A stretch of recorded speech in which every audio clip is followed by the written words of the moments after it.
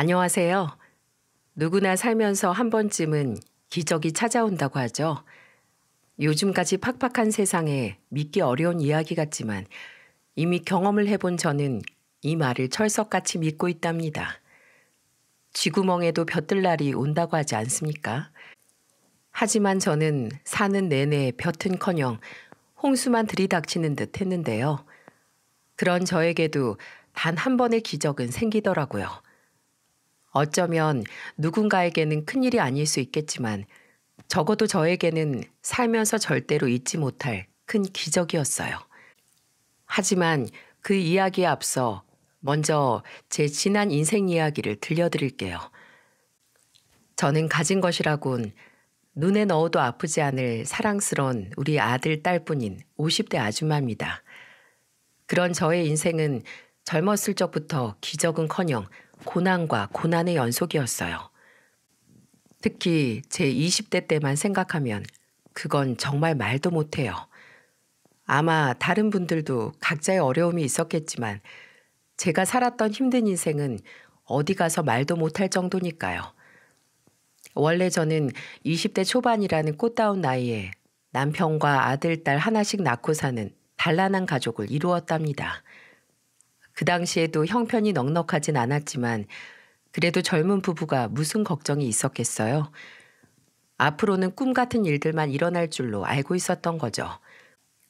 하지만 둘째 딸을 낳고 5년 뒤 우리 부부는 병원으로부터 정말 청천벽력 같은 말을 들었습니다.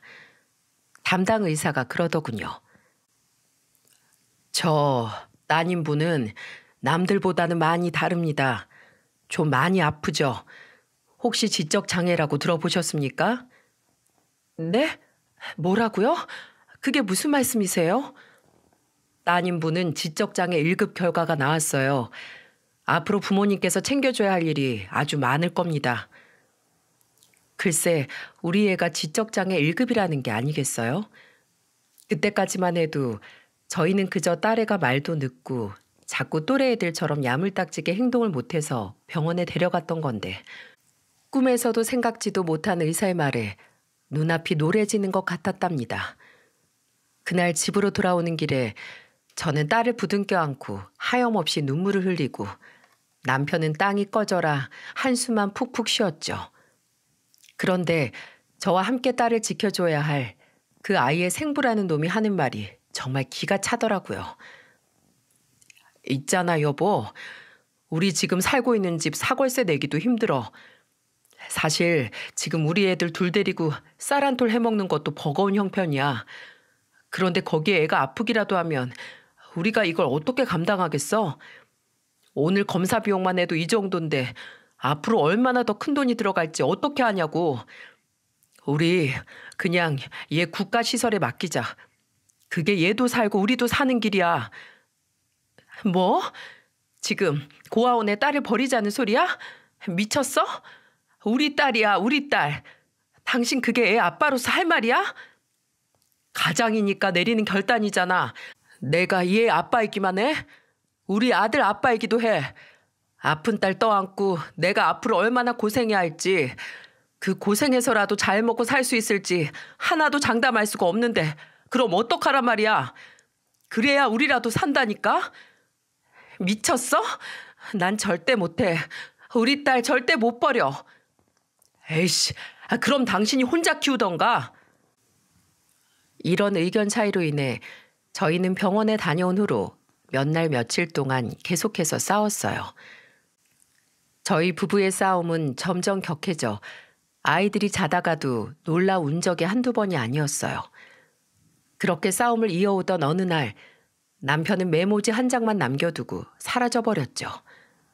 자고 일어나니 꼴랑 몇 자 적어두고 야반도주를 했더군요. 나는 이 애 못 키우니까 당신이 혼자 키우던지 해. 나 찾지 마. 이 가난 진짜 지긋지긋해. 결혼 초반에는 그렇게 같이 잘 살아보자고 하더니 저는 너무 허망했어요. 그렇다고 제가 나가서 일하는 동안 믿고 맡길 수 있는 가족도 없었고 이 넓은 세상에 저만 홀로 툭 남겨진 느낌이더군요. 앞으로 혼자 애 둘을 키우며 살아갈 생각을 하니 막막하기만 하고 그냥 콱 죽어버리고 싶었습니다. 하지만 그런 극단적인 선택을 하기에는 저는 이미 제 아이들의 엄마이자 하나뿐인 보호자였더라고요. 엄마 밥, 엄마 배고파, 엄마 배고파요, 엄마. 저만 바라보고 있는 아이들의 애처로운 눈빛을 저버릴 수도 없는 노릇이었죠. 그래서 저는 결국 아이들을 집에 두고 무작정 일을 구하기 시작했어요.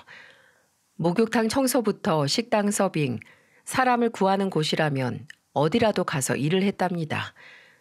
그리고 한 푼이라도 얻어와 아이들을 먹였죠.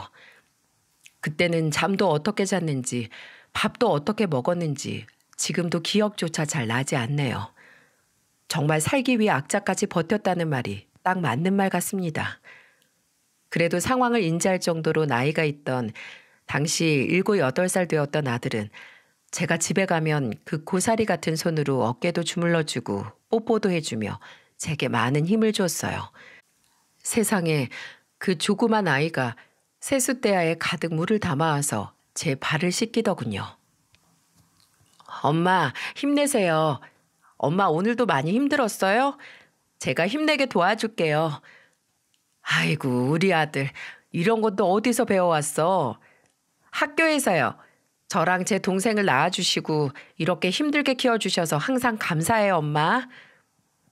그리고 자기 동생도 어찌나 잘 챙기는지 우리 아들만 생각하면 너무 기특하고 고마워서 지금도 눈물이 날 것 같답니다.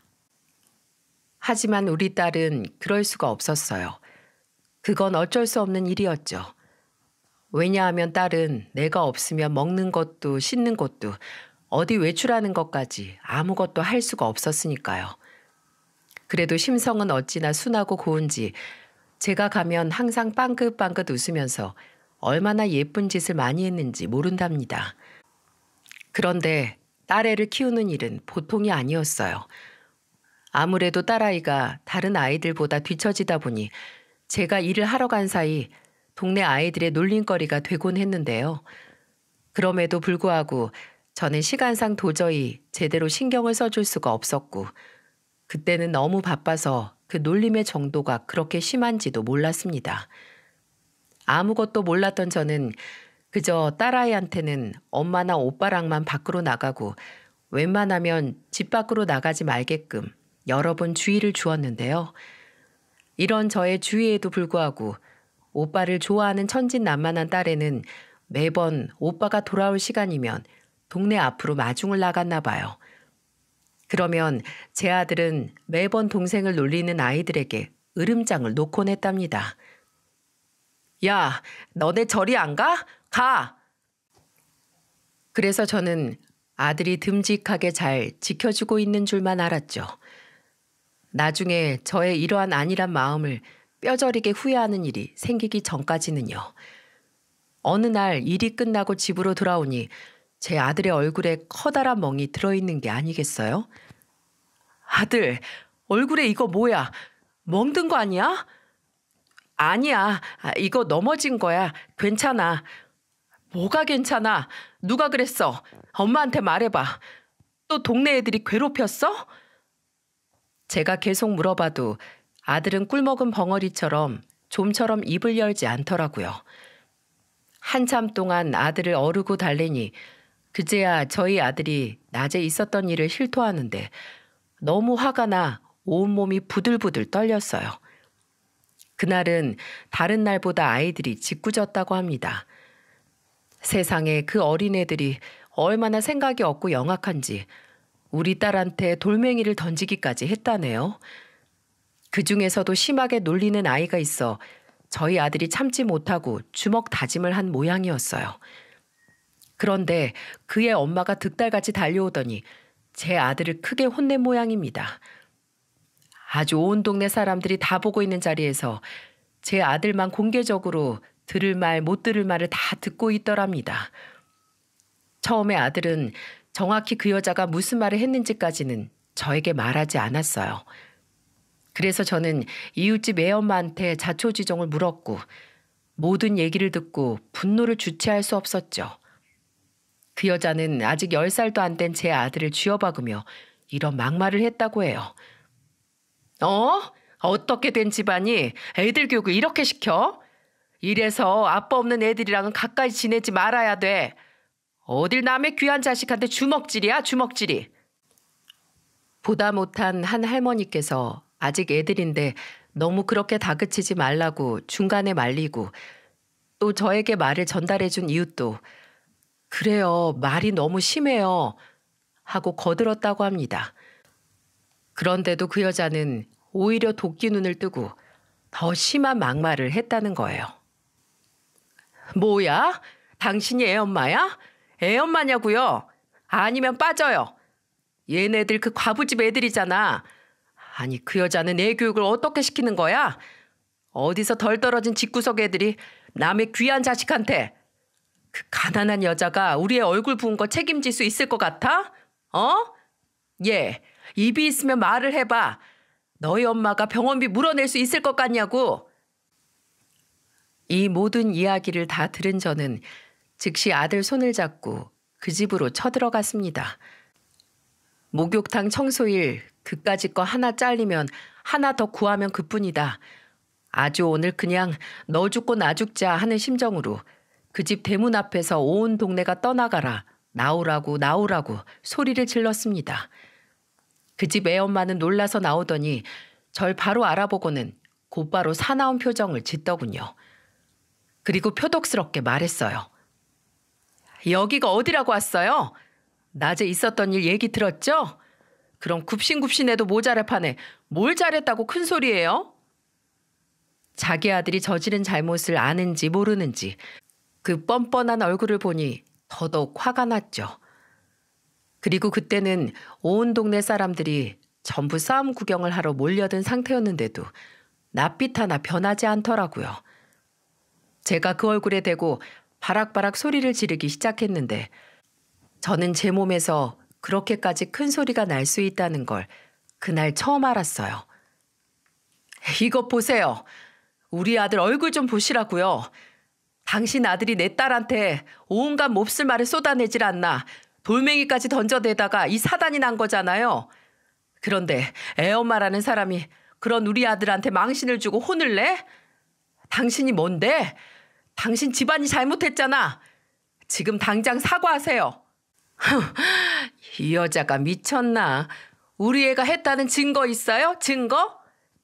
우리 아들이 그랬다는 게 증거예요. 이보다 더 정확한 증거가 어딨어요? 그쪽 아들 데려와 봐요. 나도 한 대 콱 쥐어박게. 어머, 미쳤나 봐, 진짜 이 여자가. 그래, 나 미쳤다. 여기 있는 사람들 전부 똑똑히 들어. 나 미친 사람이야. 알아? 어디 남의 자식 귀한 줄 모르고 손을 함부로 올려? 집안교육 어떻게 시켜먹길래 애가 사람한테 돌을 던지는데 감싸고 드냔 말이야. 나도 똑같이 해줘? 똑같이 해줘야 정신을 차리겠어? 그러면서 홧김에 근처에 있는 돌멩이를 드는 신용을 하자 그 여자는 깍 소리를 질렀어요. 뭐 하는 거예요? 그만해요. 한 번만 더 우리 애들한테 못된 소리하고 못되게 굴기만 해봐. 아주 똑같이 되갚아 줄 테니까. 여기 있는 분들 다들 똑똑히 들어요. 앞으로 우리 애들 못 살게 굴기만 해봐요. 우리 아들, 딸 괴롭히지 말라고요. 여러분들은 자식 없어요? 똑같은 부모 아니냐고요. 제 새끼들 귀한 줄 알면 우리 새끼들 귀한 것도 좀 알아달란 말이에요. 피를 토하듯 울부짖는 제 모습에 주변 사람들은 쥐죽은 듯 조용해지더니 슬금슬금 흩어지더라고요. 저는 그때만큼 악에 받쳐 누군가에게 소리를 질러본 적이 전에도 그 이후에도 없었던 것 같아요. 속에 있던 울분을 다 토해내니 거의 혼절하다시피 주저앉게 되었죠. 제 사정을 아는 몇몇 사람들만 저를 일으켜 세우고 토닥여줬습니다.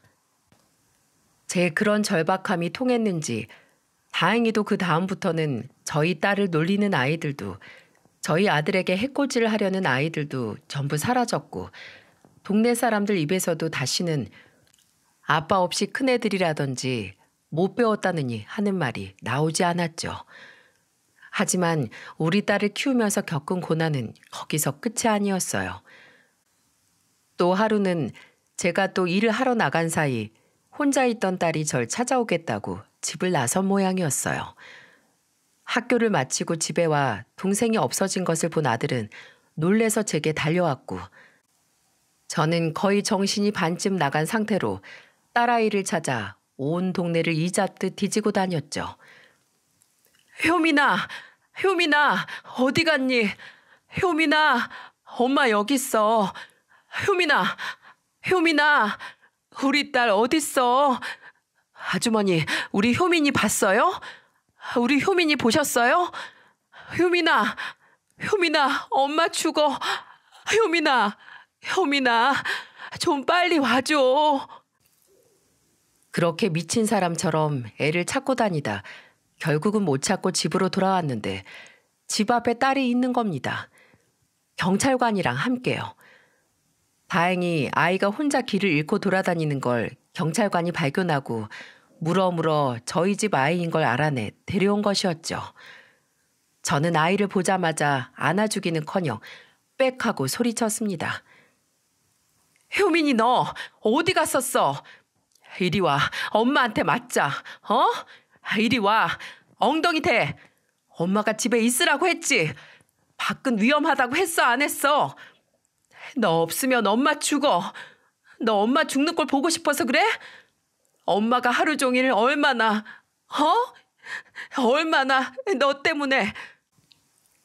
저에게 엉덩이를 맞은 딸아이는 울면서 잘못했다고 하고 경찰관도 진정하라며 저를 말리더라고요. 엄마 이렇게 놀래킬 거야? 다음에도 또 이럴 거야? 엄마 잘못했어요. 잘못했어요. 엄마 잘못했어요. 그날 딸아이를 부둥켜 안고 얼마나 울었는지 모릅니다. 곁에 있던 아들도 같이 엉엉 울고, 그렇게 그날의 해프닝은 마무리가 되었죠. 그렇게 한바탕 소동이 끝나고 기진맥진에 새근새근 자는 애들을 보며 저는 그날 다시 한번 결심했습니다. 어떤 일이 있어도 제 애들은 제가 지키겠다고요. 다행히 마침 그때 저는 전보다는 좋은 조건으로 한 전집에서 주방일을 도맡아 할 수 있게 되었어요. 그래서 이전보다는 딸을 더 잘 보살필 수 있었지만 선천적으로 몸까지 약한 딸에는 잦은 잔병치레와 갖가지 크고 작은 사고로 제 가슴을 들었다 놨다 하더군요. 그런데 참 이상하지요. 그런 사고뭉치 딸이라도 전 마냥 딸이 예쁘기만 했으니 말입니다. 그로부터 수년의 세월이 흐르며 제 아들, 딸은 무럭무럭 자랐습니다.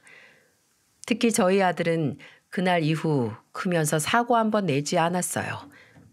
또 남들 가는 학원, 남들 다 있는 문제집 하나도 없이도 늘 학교에서 3등 안에 들곤 했습니다. 그런 애가 고등학교를 졸업하고 대학은 원서도 쓰지 않고 군대부터 가더군요. 아들, 하고 싶은 거 있으면 말해도 돼. 엄마가 어떻게든 뒷바라지 해줄 수 있어. 그런 거 걱정하지 말고 넌 하고 싶은 공부해. 아니야, 엄마. 내가 아직 하고 싶은 걸 못 찾아서 그런 거야. 곧 찾을 테니까 걱정하지 마요. 아휴, 내가 마음을 빨리 못 정해서 우리 엄마만 고생시키네. 원래 남자들은 이렇게 당장 답이 없을 때 후딱 군대 다녀와야 하는 거야. 건강하게 잘 다녀올 테니까 걱정하지 마요, 엄마. 그렇게 군대로 떠난 아들은 결국 그곳에 말뚝을 박더군요. 그렇게 공부머리가 뛰어난 앤데 우리 집이 가난해서 애가 직업군인이 된 건가 괜시리 걱정스러웠는데요. 그런 저에게 아들이 해준 이야기가 얼마나 대견했는 줄 아시나요? 에이, 군인도 공무원이야, 엄마. 얼마나 잘해주는데. 나는 오히려 이렇게 잠도 재워주고 밥도 먹여주고 안정적인 직장이라 너무 마음에 드는걸? 다른 사람들은 하고 싶어서 비싼 돈 들여서 전문 대학교도 다니고 오는데 나는 이렇게 바로 시작할 수 있으니 얼마나 좋아. 오히려 자랑스러운 대한민국의 군인이 된 건데 축하해줘야지. 이렇게 말하며 아들은 저에게 환하게 웃으며 자랑스럽게 말했어요. 그래서 제가 잘못 생각했구나. 어쨌든 우리 아들이 하겠다고 하는 건 응원해 줘야겠다 싶어 마음을 바꾸게 되었답니다.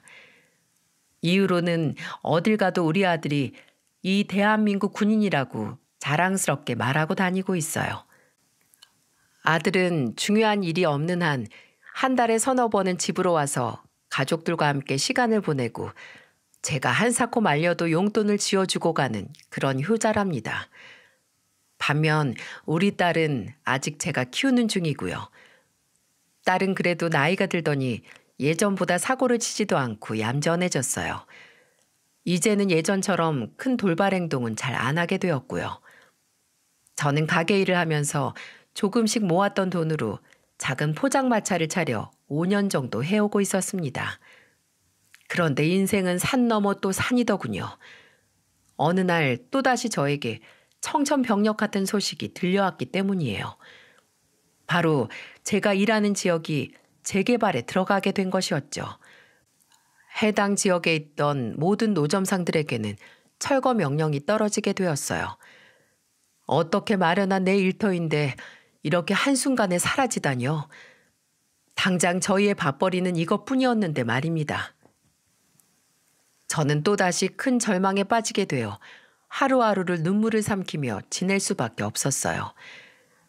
이제는 저도 나이가 있다 보니 어디 가서 새로운 일을 구하기도 막막하더군요.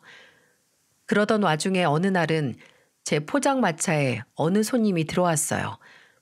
백발이 무성한 노인분이셨죠. 정장을 입은 모습이었지만 수염도 정리가 안 되어 덥수룩하고 머리도 떡져 한 일주일은 안 씻은 듯한 몰골이었어요. 말하는 것을 들어보니 말투도 약간 어눌한 게 어딘가 불편해 보이셨고요. 사장님, 네네, 말씀하세요. 제가 돈이 없어서 그러는데, 네네, 괜찮아요. 말씀하세요. 저거, 우동, 우동. 우동이요? 네네, 알겠어요. 여기 앉으세요. 잠시만 기다리세요. 저는 그 노인분을 자리에 앉혀드리고 공짜로 우동을 만들어 드렸어요. 얘기를 나누다 보니 아버지가 생각이 나기도 하고, 그리고 저는 매일같이 우리 딸과 대화를 해서인지 그런 대화가 전혀 불편하지 않았거든요. 그런데 제가 가져다 드린 우동을 보더니 노인분은 갑자기 막 우시는 거예요. 사장님, 감사합니다. 정말 감사합니다. 잘 먹겠습니다. 아니에요. 많이 드세요. 더 필요한 거 있으면 언제든 말씀하시고요. 양 부족하면 더 드릴게요. 한참을 흐느끼던 백발 노인은 우동 한 그릇을 전부 다 먹고 또 한참을 흐느끼다가 가시더군요. 그때는 그냥 무슨 사연이 있으신가 보다 싶어 신경이 쓰였을 뿐 직접 위로를 해드리거나 무슨 일이 있으시냐고 말을 붙이지는 못했어요. 그런데 다음 날 그 백발 노인은 또 저희 포장마차로 오시는 거예요. 그날은 어디서 구걸을 하고 왔는지 꼬깃꼬깃한 1,000원 한 장을 들고 와서 저에게 주시더군요. 사장님, 이거 우동 한 그릇만 주세요. 이렇게 어눌한 발음으로 우동을 주문하시면서요. 그래서 저는 또 똑같이 우동을 한 그릇 내어드렸어요. 오늘은 저한테 이거 주시는 거예요? 이거 1,000원 저 주시는 거예요? 감사합니다, 어르신. 1,000원 감사해요. 그리고 그날은 전날보다 일부러 더 많은 양을 내어드렸죠. 그 모습을 보니 저희 아버지 생각이 또 나더군요. 저희 아버지가 살아생전 한 번도 빛을 못 보시고 평생 가난에 시달리며 저 하나 바라보고 사시다가 결국 병으로 일찍 세상을 뜨셨거든요. 이날은 어르신이 맛있게 드시다가 갑자기 두리번거리면서 저에게 다가왔습니다. 사장님, 혹시 손님들 먹다 버린 남은 술 있나요? 저 남은 술 버리는 술 하나만 주세요. 다른 사람 먹다 남은. 이렇게 말씀하시면서 소주를 찾으시더군요. 그래서 저는 금방 말을 알아듣고 되물었어요. 아, 소주도 시키고 싶으세요? 소주 한 병 드릴까요? 여기 있어요, 어르신. 이거 드세요. 그리고 새 소주를 한 병 가져다 드렸어요. 어르신은 소주를 받아들고 조금씩 마시더니 이번에도 훌쩍훌쩍 울기 시작하시는 겁니다. 그 다음 날도 또 똑같이 우동 한 그릇에 소주를 마시면서 흐느끼시고요. 그래서 3일째 되는 날에는 제가 손님들 없는 틈을 타 어르신께 말을 붙여보았어요. 어르신, 음식은 입에 맞으세요? 괜찮으세요? 근데 왜 이렇게 우세요? 무슨 일 있으셨어요? 왜 이렇게 식사를 하면서 우세요? 먼저 간 우리 아내, 우리 딸이. 네? 아내가 너무 보고 싶어서 우리 딸 지연이가 너무 보고 싶어서. 아내랑 따님이요? 보고 싶으시다고요? 찾아드려요? 몰라요, 몰라. 내 아내랑 딸이 사라졌어요. 우리 여보, 우리 딸 찾아주세요. 우리 아내랑 딸 찾아주세요. 네? 아니, 그럼 가족을 잃으신 거예요? 아내분과 따님을요? 제가 경찰을 불러드릴까요? 아니, 싫어. 경찰은 싫어요. 경찰은 못 믿어요. 그 사람들은 못 믿어요. 내 말을 안 들어요. 아이고, 그러셨어요. 네네, 어르신 알겠어요. 그렇게 저한테 이야기를 털어놓으며 더욱 크게 울음을 터뜨리는 어르신을 한참 달래고 보내드렸어요. 그런데 어르신은 그 다음 날에는 안 오셨더라고요. 저는 저녁 8시쯤이면 찾아오시던 분이 오지 않으시니 걱정이 이만저만이 아니었죠. 정신도 성치 않은 분이 어디서 해코지라도 당한 것이 아닌가 싶더라고요. 어르신은 하루를 걸러 그 다음 날 손이 이만큼 퉁퉁 부어서 오셨어요. 어머, 어르신 오셨어요? 어머, 이게 뭐예요? 어디 밟히셨어요? 아니면 어디 부딪히셨어요? 아유, 이런 건 병원을 가셔야지. 누가 이랬어요? 병원 싫어요. 병원 싫어. 안 가요. 안 가. 아유, 알았어. 일단 여기 앉으세요. 잠시만 기다리세요. 그리고 손님이 없는 틈을 타 후다닥 근처 약국에 다녀와서 간단하게 약도 발라드리고 붕대도 감아드렸죠. 만난 지 며칠 안 된 사이인데도 어찌나 속이 상하던지요. 다행히 왼손을 다치셔서 그날도 우동은 맛있게 드실 수 있었답니다. 다만 그날은 무슨 날이었는지 들어올 때부터 거나하게 취한 손님이 오시더니 어르신을 향해 큰 소리로 욕을 퍼붓더라고요. 거기 계신 손님들이 전부 다 쳐다봤을 정도로 크게요. 아이씨, 밥맛 떨어지게. 아니, 누가 저런 냄새나는 노친네를 가게 안에 앉혀놨어? 술맛 떨어지게 밥상머리에서 계속 질질 짜고 있질 않나. 여봐요, 할아버지. 나가세요. 네? 나가라고요. 보다 못한 제가 후다닥 나서서 말렸어요. 아유, 손님, 저희 아버지인데 오늘 더워서 땀을 많이 흘리셔서 그래요. 조금만 이해해 주세요. 불편하셨다면 정말 죄송합니다. 제가 서비스로 오뎅탕 해드릴게요. 화 푸세요, 손님. 아니, 가족이면 다야? 다른 손님들 전부 밥맛 떨어지게 굴고 있잖아. 아유, 제가 이렇게 대신 사과할게요. 죄송합니다. 죄송해요. 아줌마는 잘못 하나도 없어. 이런 아버지 밑에서 고생만 하고 있는 거지 지금. 이 노인네가 죄인이지, 죄인. 그 소리를 듣는데 정말 오랜만에 머릿속에서 뭔가 뚝 끊어지는 듯 하더군요. 저는 즉시 눈빛을 무섭게 바꾸고 쏘아붙였어요.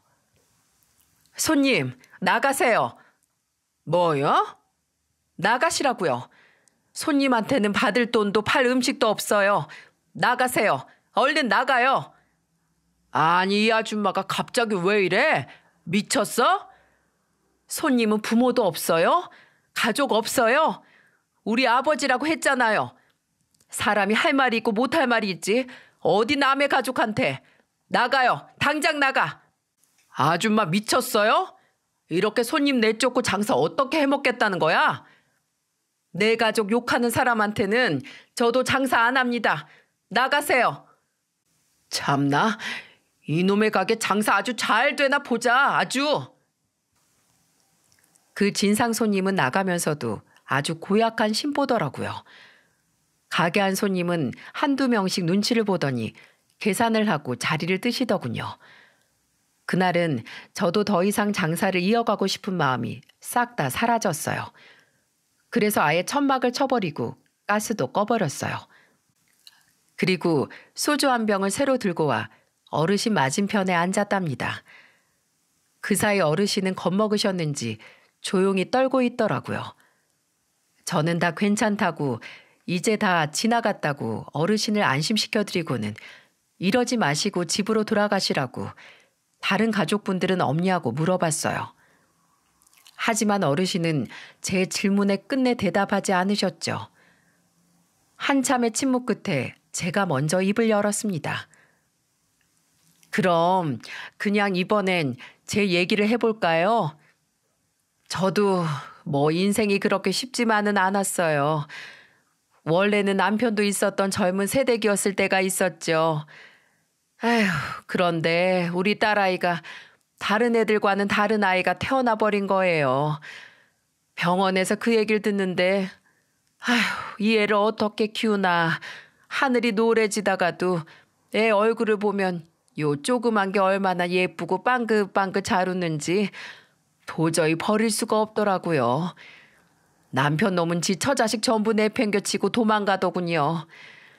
그때 얼마나 죽고 싶었는지 아세요? 남편 없이 애 둘, 그것도 아픈 애까지 키우느라 손끝이 갈라지는 것도 모르고 일만 했어요.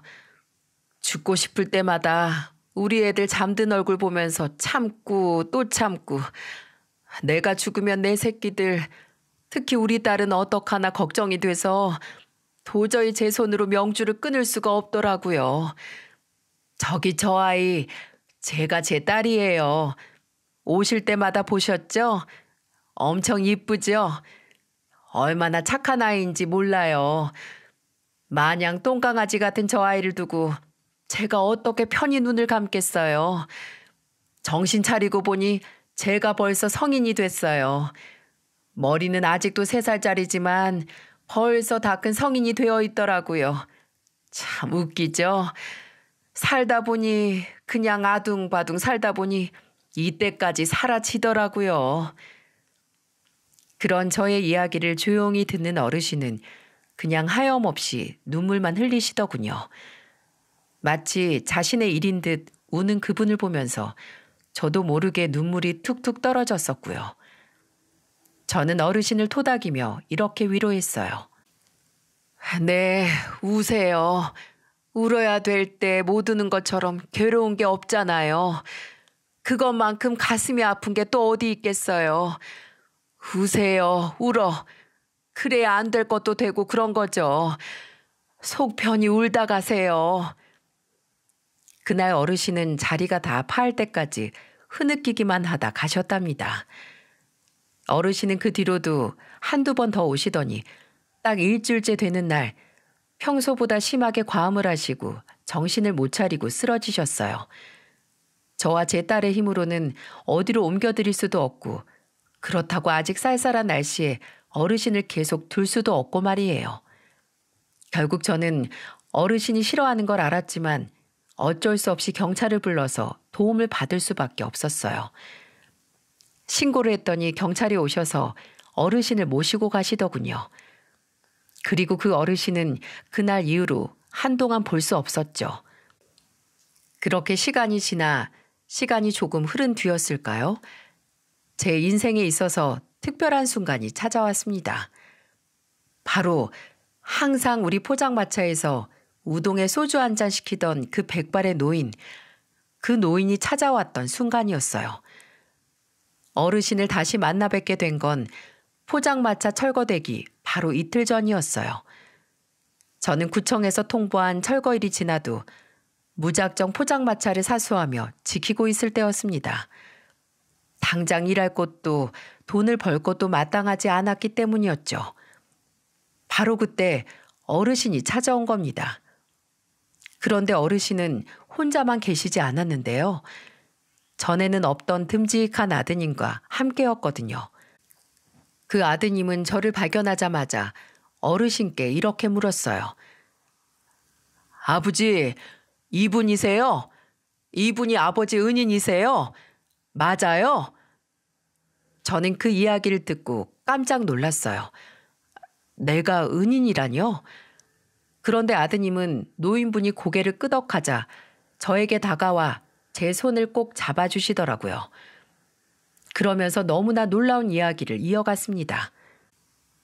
사장님, 정말 고맙습니다. 저희 아버지 목숨을 지켜주신 은인이세요. 아버지가 원래는 정말 정정하시고 멋진 분이신데 저희 가족이 사실 6개월 전에 큰 아픔이 있었거든요. 제 어머니와 여동생이 교통사고로 인해 그만 하늘나라로 떠나버렸어요. 아버지와 저는 그날 한순간에 가족을 2명이나 잃게 되어 세상이 다 무너지는 것 같았죠. 그런데 저는 그나마 젊어서 아버지보다야 버틸 수 있었지만 아버지는 그날부터 너무 큰 정신적 충격을 받으셔서 그만 자꾸 이상행동을 보이시거나 헛소리를 하시더라고요. 믿고 싶지 않았지만 아버지는 너무 지독한 우울증에 걸렸다는 진단을 받으셨고요. 그래서 제가 더 각별히 돌봐드리려고 했는데 몇 주 전에 돌연 사라지신 거예요. 핸드폰도 집에 놓고 가시고 정말 몸만 사라지셔서 제가 그동안 얼마나 찾아 헤맸는지 모릅니다. 그런데 며칠 전에 사장님께서 저희 아버지를 경찰에 신고해 주셔서 겨우 찾을 수 있었어요. 정말 이 은혜를 어떻게 갚아야 할지 감사합니다. 사장님, 정말 감사드립니다. 저는 이 모든 이야기를 듣고 크게 놀랐어요.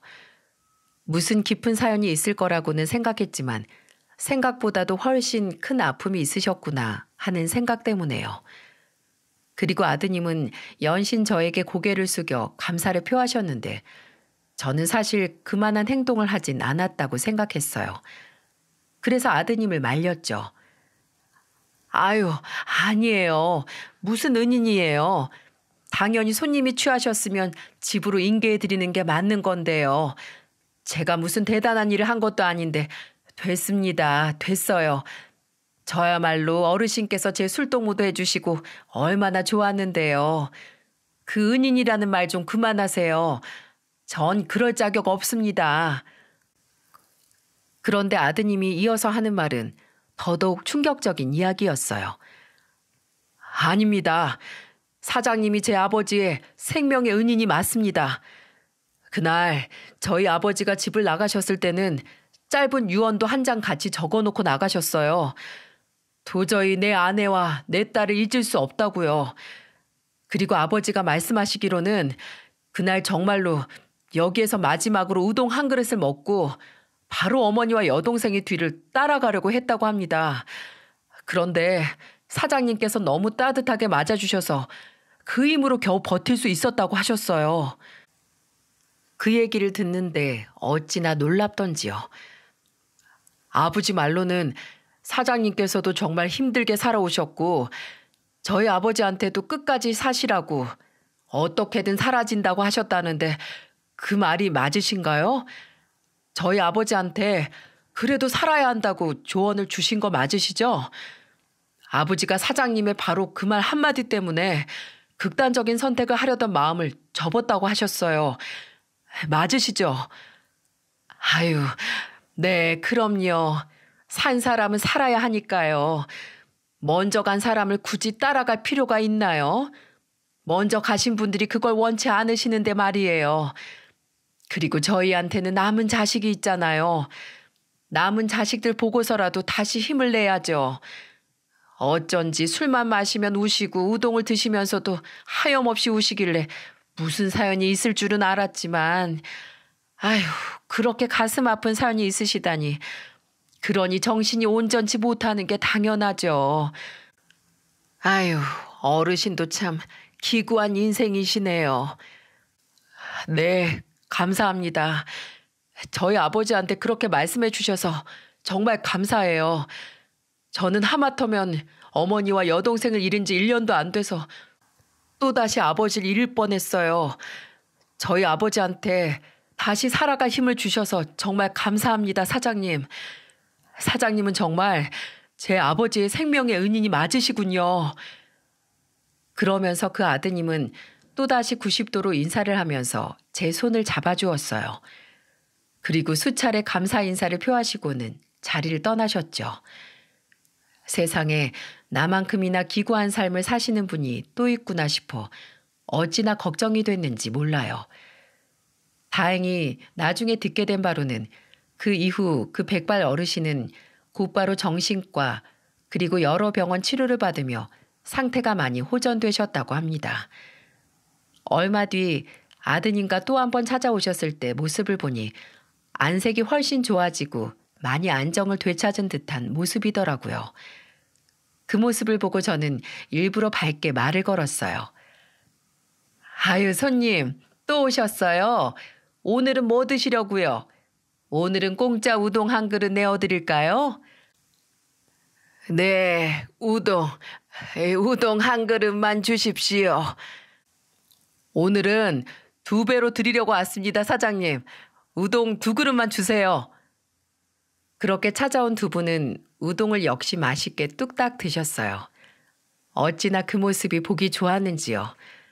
그런데 식사가 끝나고 아드님이 제게 찾아와 이렇게 말을 거는 겁니다. 사장님, 제가 듣기로는 이 지역이 재개발에 들어간다면서요? 그래서 여기 점포들 전부 철거해야 한다고 들었는데 맞나요? 제가 알아본 날짜는 이미 지난 것 같은데. 아, 네, 맞아요. 구청 직원이 이미 여러 번 왔다 가긴 했는데 저희야 일단은 먹고 살 길이 이것밖에 없으니까 버티고 있는 거예요. 원래 철거 예정일은 지난주였는데 도저히 이 다음에 어디로 가야 할지 구해놓질 못해서요. 그래서 일단은 버티고 있습니다. 예.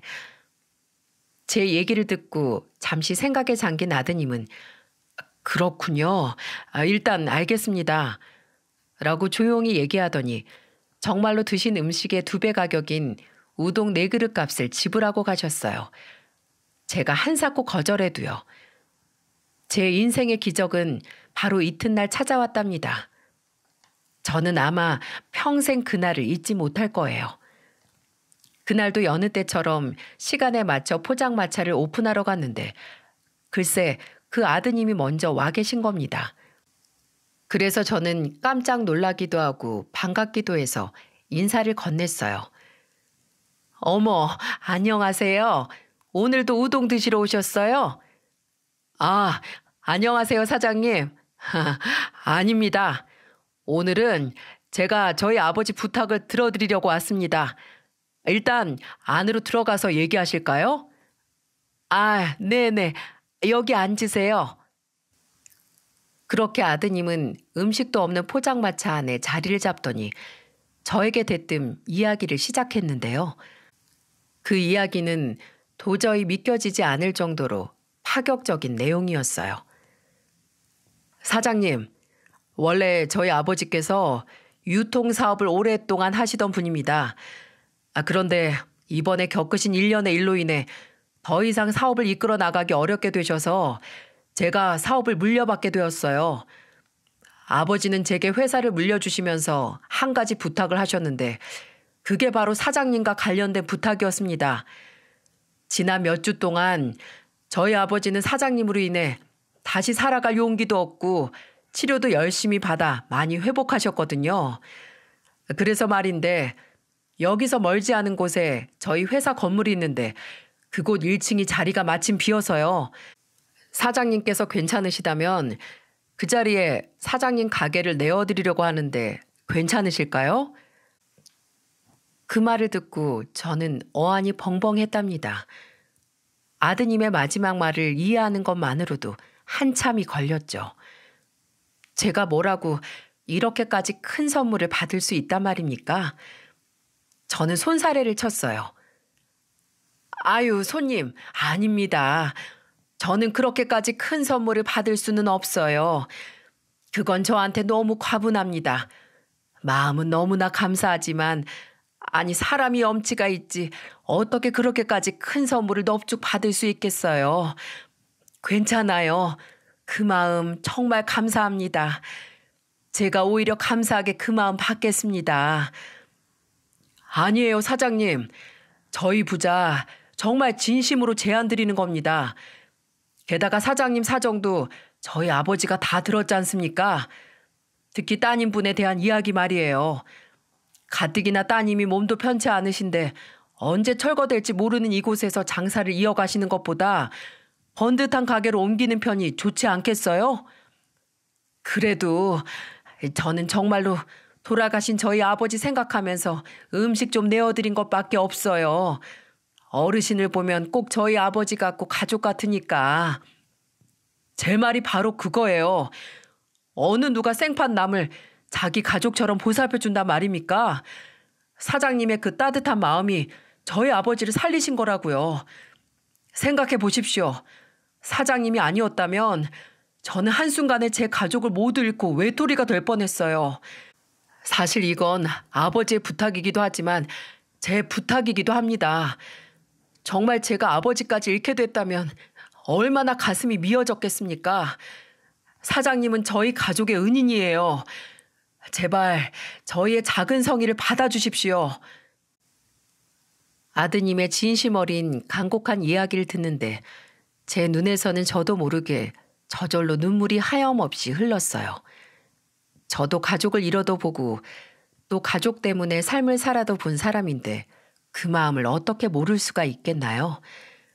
저는 그제야 저에게 이런 이야기를 꺼내시며 조금이라도 그 은혜에 보답하고 싶어하는 그 심정을 알게 되었답니다. 그래서 결국 그 제안을 받아들일 수밖에 없었어요. 감사합니다. 저도 그 마음을 알 것 같아서 아휴, 얼마나 마음고생하셨어요. 감사합니다. 정말 감사합니다. 보답해 주신 은혜에 맞게 열심히 살아가겠습니다. 앞으로도 남들 도우면서 계속 살아갈게요. 정말 감사합니다. 감사해요. 말 그대로 눈물을 한 바가지 쏟으며 연신 감사하다고 인사하자 곁에 있던 딸도 뭣도 모른 채 절 따라 울더군요. 그 모습을 본 아드님 역시 눈물을 흘렸고요. 잠시 뒤 아드님은 무거워지는 분위기를 일부러 환기시키려는 듯 장난스럽게 이렇게 말하더군요. 사장님, 저희 랩에도 저희 아버지 피를 그대로 물려받은 사업가입니다. 이 동네에서 사장님 음식만큼 맛있는 곳은 찾기 어려워요. 이건 정말입니다. 제발 오셔서 저희 직원들, 아니 제가 점심시간에 맛있는 밥 좀 먹게 해주십시오. 그 말에 한참 울던 저는 그만 푹 하고 웃음을 터뜨릴 수밖에 없었죠. 그리고 그로부터 얼마 지나지 않아 정말로 아드님은 멀지 않은 곳에 제 가게를 차려주었어요. 단순히 공간만 내어준 게 아니라 명의까지 제 명의로 된 진짜 제 가게를 차려줬죠. 지난 수십 년간 요리를 하면서 제 이름으로 된 제 가게를 제대로 내본 적은 한 번도 없었어요. 난생 처음이었죠. 개업을 하는 날 얼마나 감정이 북받치던지 또 한 사발 눈물을 쏟을 수밖에 없었답니다. 제게 이야기했던 것처럼 아드님은 정말로 저희 가게에 자주 오셔서 맛있게 점심을 드시고 가셨어요. 뿐만 아니라 직원 회식도 저희 가게에서 하는 등 물심양면으로 많은 도움을 주고 계시답니다. 아드님의 이러한 노력 덕분인지 저희 가게는 날로 손님이 많아지고 있어요. 그렇기 때문에 정말 눈코 뜰 새 없이 바쁜 하루하루를 보내고 있죠. 그래서 몸은 조금 고되지만 저는 요즘만큼 행복한 나날이 없답니다. 저에게 찾아온 이런 기적 같은 일에 하루하루 감사하며 살고 있어요. 또 치료로 인해 상태가 정말 많이 호전되신 어르신은 이제 전처럼 말을 심하게 더듬지 않게 되었어요. 가끔 가다 저희 가게 우동을 드시러 오실 때마다 웃으며 인사도 하시고 저희 딸이랑도 한참을 놀다 가십니다. 저희 딸 역시 할아버지, 할아버지다, 할아버지! 하며 어르신이 올 때마다 얼마나 좋아하면서 반기는지 모릅니다. 왜 사람이 고운 일을 하면 고운 밥 먹는다고 하질 않습니까? 아마 제 인생을 빗대어 한 말이 아닌가 싶습니다. 살면서 선행을 많이 베푼 사람은 언젠가는 그 업보를 전부 물려받는다고 하는데 제가 이때까지 살아보니 옛 어른들의 말이 틀린 것이 하나도 없는 것 같더군요. 물론 저도 의도하고 행동한 것은 아니지만 제가 저희 가족 생각에 제 가슴이 아파서 했던 수많은 따스한 행동들이 모두 저에게 이렇게 돌아온 것이 아닐까 싶네요. 어쩌면 저의 지난 기구했던 삶을 하늘이 굽어보시고 어르신을 보낸 게 아닐까 싶기도 하고요. 이렇게 제 이야기를 전부 하고 나니 속이 후련해지고 더더욱 지난 과거의 아픔과는 멀어진 기분이 드네요. 저의 긴 이야기를 들어주신 모든 분들께 감사드립니다. 제 사연을 들어주신 분들 모두 앞으로 선한 마음을 베풀고 살아가시는 따뜻한 사람이 될 수 있기를 간절히 바랍니다. 오늘 하루도 사랑이 가득한 하루 보내시길 바랍니다. 감사합니다.